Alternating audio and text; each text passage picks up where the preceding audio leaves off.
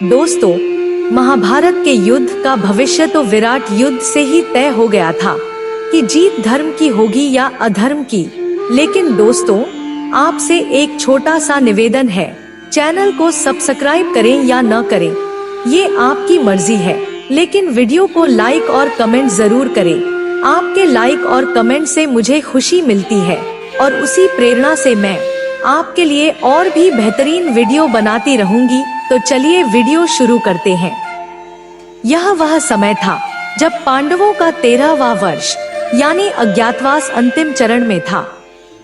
पांचों पांडव मत्स्य देश के राजा विराट के महल में गुप्त रूप से निवास कर रहे थे। धर्मराज युधिष्ठिर कंक नाम से राजसभा में पासों का खेल खेलते थे। भीम बलवंत बनकर रसोई में हर दिन सैकड़ों व्यंजन बनाते। अर्जुन स्त्रीवेश में बृहन्नला बनकर राजकुमारी उत्तरा को नृत्य और संगीत सिखाते। नकुल और सहदेव अस्तबल और गौशाला की सेवा में लगे रहते। हर दिन हर क्षण उनके मन में बस एक ही डर था, कहीं कोई पहचान न ले वरना अज्ञातवास भंग हो जाएगा और जो कुछ बचा है वो भी छिन जाएगा। लेकिन उधर हस्तिनापुर में दुर्योधन बेचैनी की आग में जल रहा था। वह बार बार कर्ण और शकुनी से कहता, यदि हमने पांडवों को अज्ञातवास में पहचान लिया तो उन्हें फिर 12 साल का वनवास भुगतना होगा और हमारी विजय निश्चित हो जाएगी।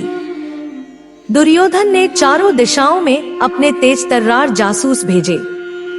हर नगर, हर गांव, हर राज्य की सभा, हर कोना छान मारा गया, लेकिन पांडवों का कोई नामो निशान नहीं मिला। दुर्योधन निराश तो था, लेकिन हार मानने वालों में से नहीं। और फिर एक दिन हस्तिनापुर की राजसभा में एक ऐसी खबर आई जिसने दुर्योधन की आंखों में चमक भर दी। एक सूचना, एक ऐसा सुराग जिसे सुनते ही दुर्योधन मुस्कुराया और बोला, अब पांडव कहीं नहीं छुप सकते, अब खेल खत्म होने वाला है। दोस्तों, अगर आपने अभी तक वीडियो से कुछ सीखा है, कुछ जाना है, तो एक लाइक जरूर करें, क्योंकि आपका एक लाइक हमें और बेहतर कंटेंट बनाने की प्रेरणा देता है। उसी समय दुर्योधन के दरबार में दुशासन आता है और कहता है, अभी अभी सूचना मिली है कि मत्स्य देश में कीचक का वध हो गया है। यह सुनकर पूरी सभा सन्न रह जाती है। कर्ण और दुर्योधन एक दूसरे की ओर देखते हैं। तभी कर्ण गंभीर स्वर में कहता है, हे मित्र, कीचक का वध कोई साधारण व्यक्ति नहीं कर सकता। जिस तरह से उसका अंत हुआ है, उसे देखकर तो यही लगता है कि यह कार्य किसी बलशाली योद्धा का है और मेरी दृष्टि में यह केवल भीम ही कर सकता है। दुर्योधन की आंखों में चमक आ जाती है। वह मुस्कुराकर कहता है, तो इसका मतलब साफ है मित्र, पांडव मत्स्य देश में ही छिपे हुए हैं। अब सभा में एक योजना बनती है, राजा विराट पर आक्रमण किया जाए। सभा में शकुनी खड़ा होता है और मुस्कुराते हुए बोलता है, भांजा यही तो समय है। कीचक के मारे जाने के बाद राजा विराट निस्सहाय हो चुका है। राज्य की रक्षा करने वाला अब कोई नहीं बचा। यह सही समय है और जब हम मत्स्य देश पर चढ़ाई करेंगे तो पांडव अपनी पहचान छुपाकर नहीं बैठ सकते। वे अवश्य युद्ध के मैदान में उतरेंगे और तब उनका अज्ञातवास भंग हो जाएगा। दुर्योधन गरजते हुए कहा, और फिर उन्हें वापस 12 वर्षों के लिए वनवास जाना पड़ेगा। दुर्योधन तुरंत महाराज धृतराष्ट्र के पास जाता है और कहता है, पिताश्री, मत्स्य देश अब दुर्बल हो चुका है। राजा विराट की रक्षा करने वाला कोई नहीं बचा। यह अवसर है जब हम मत्स्य राज्य को अपने अधिकार में ले सकते हैं। यदि आपने अभी अनुमति नहीं दी तो यह अवसर हाथ से निकल जाएगा। बस आप आज्ञा दीजिए, बाकी हम संभाल लेंगे। धृतराष्ट्र कुछ क्षणों के लिए मौन रहता है, फिर भारी स्वर में कहता है, ठीक है, जाओ, मत्स्य देश पर चढ़ाई करो। जब राजा विराट के पुत्र उत्तर को पता चला कि कौरवों की विशाल सेना मत्स्य देश पर चढ़ाई कर चुकी है, तो वह गर्व से कहता है, मैं अकेले ही उस सेना को हरा दूंगा। राजा विराट ने गर्व से उत्तर को आशीर्वाद दिया और अपने रथ पर भेज दिया। लेकिन उत्तर के पास न तो युद्ध का अनुभव था और न ही कोई सारथी। तभी दरबार में खड़े बृहन्नला यानी अर्जुन ने कहा, मैं राजकुमार का सारथी बनने को तैयार हूँ। उत्तर ने बृहन्नला को रथ पर बैठाया और दोनों युद्ध की ओर निकल पड़े।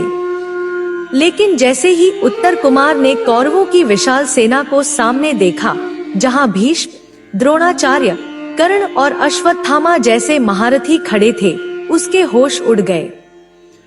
डर से कांपते हुए वह अर्जुन से यानी बृहन्नला से कहता है, बृहन्नला, रथ मोड़ दो, हम वापस लौट चलते हैं। ये युद्ध नहीं, मौत का कुआं है।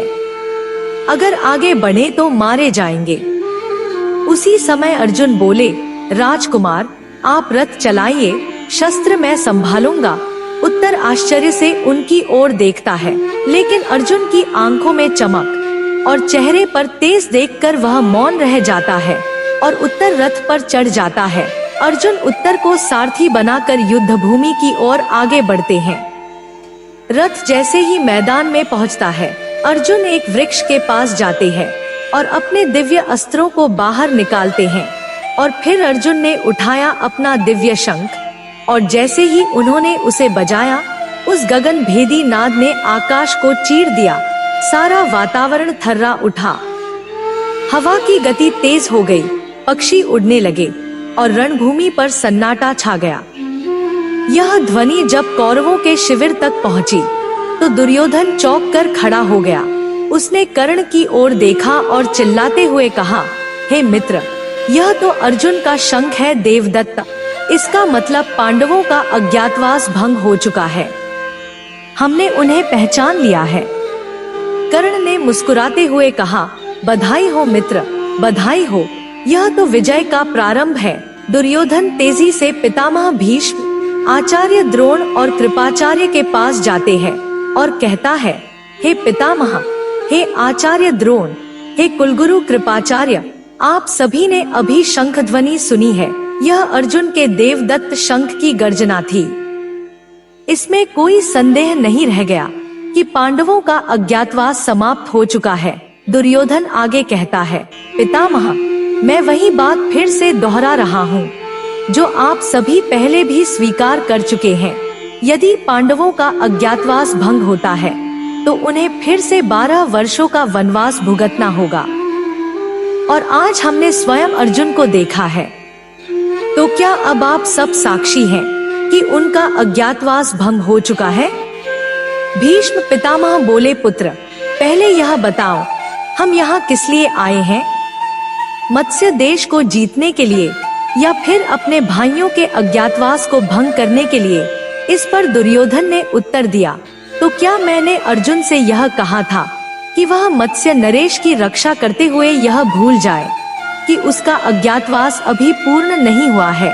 कर्ण बोलते हैं, हे मित्र, मुझे तो लगता है अर्जुन को वनवास इतना प्रिय हो गया है कि अब वह स्वयं ही उसे भंग करना चाहता है। द्रोणाचार्य बोलते हैं, अंगराज कर्ण, यह एक परिवार का विषय है। इसमें न मेरा बोलना उचित है न तुम्हारा। मैं तो फिर भी दोनों का गुरु हूँ, परंतु तुम तो केवल बाहरी हो। कर्ण तीखे स्वर में बोलते हैं, गुरु के इतिहास में मैंने ऐसा कोई गुरु नहीं देखा जो सदा एक ही शिष्य का पक्ष ले और दूसरे के हर प्रयास को अपमान की दृष्टि से देखे। तब पितामह भीष्म गंभीर स्वर में बोले, अपने से बड़ों का सम्मान करना सीखो अंगराज कर्ण। लोग तुम्हें रथी कहते हैं, पर मैं तुम्हें महारथी मानता हूँ। परंतु जिस व्यक्ति को तुमने अभी अपमानजनक शब्दों में पुकारा है, उसके धनुष पर प्रत्यंचा चढ़ाना भी तुम्हारे बस की बात नहीं। इस पूरे जग में यदि कोई उसके समान है तो वह स्वयं गुरु परशुराम है। इसलिए तुम अपना स्थान ग्रहण करो। दुर्योधन कहता है, पितामह, यदि आपके अतिरिक्त किसी और ने मेरे मित्र का ऐसा अपमान किया होता तो आज उसका सिर मेरे पैरों के नीचे होता। तभी कृपाचार्य बोलते हैं, अंगराज कर्ण, जिस दिन तुम सत्य के वाण को सहना सीख जाओगे उसी दिन सच्चे महारथी कहलाओगे। यह कुरुवंश की समस्या है और तुम इस कुल का अंग नहीं हो। तुम्हें अंगराज बनाया जा सकता है, परंतु कुरुवंशज नहीं। और यह जो क्रोध है न, जब तक संयम में रहे वह वीरता है, पर जब मर्यादा लांघे तो वह विष बन जाता है। प्रिय दुर्योधन, गंगा पुत्र से क्षमा मांगो। भीष्म कहते हैं, किस किस अपराध की क्षमा करूं आचार्य? मैं तो उस दिन से डर रहा हूँ जब मेरी क्षमा की झोली रिक्त हो जाएगी। दुर्योधन कहता है, मैं क्षमा चाहता हूँ पितामह, पर मैं विवश हूँ। भीष्म चेतावनी देते हैं, पुत्र, सेना को लेकर लौट चलो, चाहे युद्ध हो या द्यूत। कपट नहीं होना चाहिए। जब चौसर का अंतिम दाव लगा था, मैं वहां उपस्थित था। तब यह तय नहीं हुआ था कि गुप्तचरों से अज्ञातवास भंग करने का प्रयास किया जाएगा। दुर्योधन मुस्कुराता है और कहता है, पितामह, यह विवाद यही नहीं रुकेगा। हम विजयी होकर लौटे फिर चर्चा करेंगे। सच तो यह है कि उनका अज्ञातवास भंग हो चुका है और अब उन्हें पुनः 12 वर्षों का वनवास भुगतना ही पड़ेगा। भीष्म गंभीर होकर बोले, पुत्र, केवल मत्स्य सेना से युद्ध की बात करो, अज्ञातवास की नहीं। गणित के अनुसार उनका वनवास पूर्ण हो चुका है। दुर्योधन कहता है, पितामह, लगता है अब आप गणित भूल चुके हैं। भीष्म क्रोधित होकर बोले, तो जाओ भारतवर्ष के सभी गणितज्ञों को बुलाओ और पूछो, क्या मैं गणित भूल रहा हूँ या तुम अहंकार में अंधे हो? और तभी युद्ध भूमि में अर्जुन आते हैं, शांत और धीमी गति से चलते हुए। वे अपने गुरु द्रोणाचार्य की ओर एक बाण चलाते हैं, सीधा उनके चरणों की ओर। द्रोणाचार्य मुस्कुरा उठते हैं। वे समझ जाते हैं कि यह कोई साधारण बाण नहीं, बल्कि शिष्य का नमन है। भीष्म सिर झुकाकर कहते हैं, यही है कुरुवंश का सच्चा धनुर्धर। कौरव सेना और अर्जुन के बीच घमासान युद्ध हुआ, जिसमें अर्जुन ने अकेले ही पूरी कौरव सेना को पराजित कर दिया। कौरवों को करारी हार का सामना करना पड़ा। तो दोस्तों, यह थी आज की वीडियो। आपका इस पर क्या विचार है? कृपया कमेंट में जरूर बताएं।